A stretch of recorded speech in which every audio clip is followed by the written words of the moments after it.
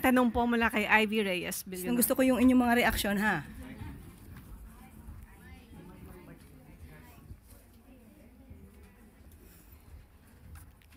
Hi, Yusek. Good afternoon po.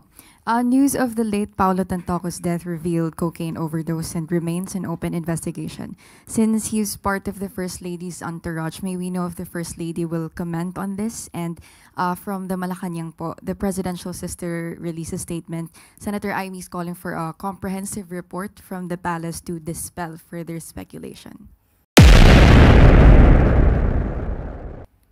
Nakakalungkot dahil yung mga pribadong tao na nagluluksa ay nadadamay sa pamumulitika. Ginagamit ng ibang mga obstructionists para masira ang First Lady, ang Pangulo at ang administrasyon na ito.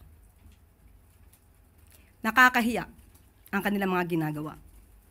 Unang-una, si Mr. Paulo Tantoco ay hindi po kasama sa official entourage ni FL o ni First Lady ng unang ginang. Nakakahiya dahil gumawa sila ng peking police report.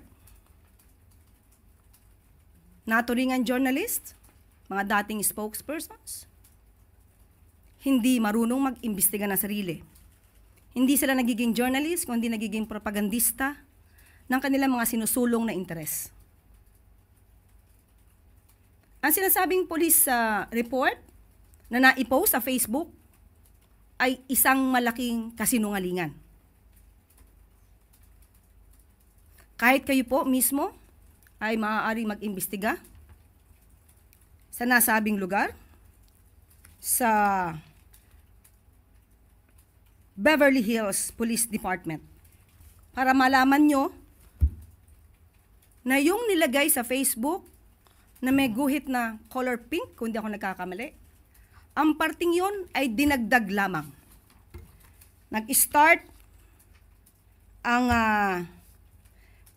mga salitang, and I quote, "and the cause of initially suspected to be drug overdose," up to the word Miro.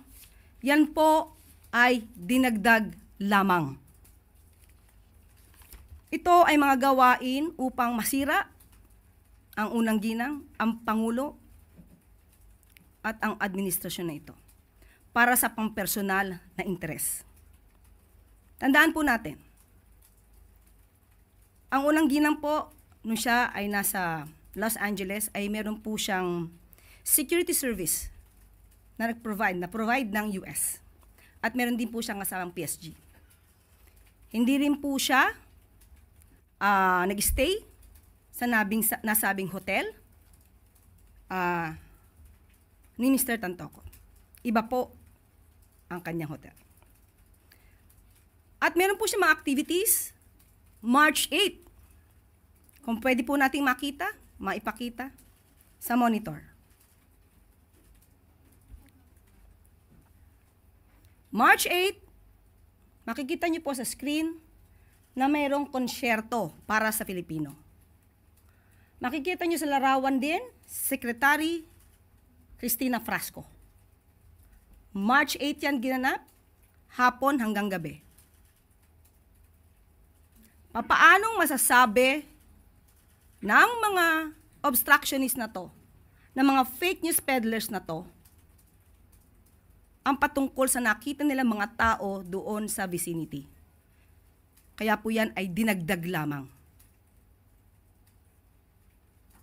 Nandito naman po yan sa Facebook ng unang ginang.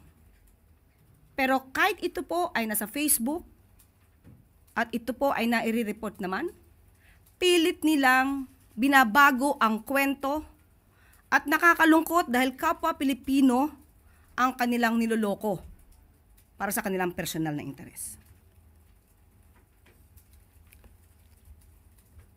So muli, sa mga journalist na nagpapanggap na kayo journalist, pero lumalabas na kayo propagandista, maawa po kayo sa bansa, maawa po kayo sa taong bayan. Huwag niyo pong lokohin ang mga Pilipino.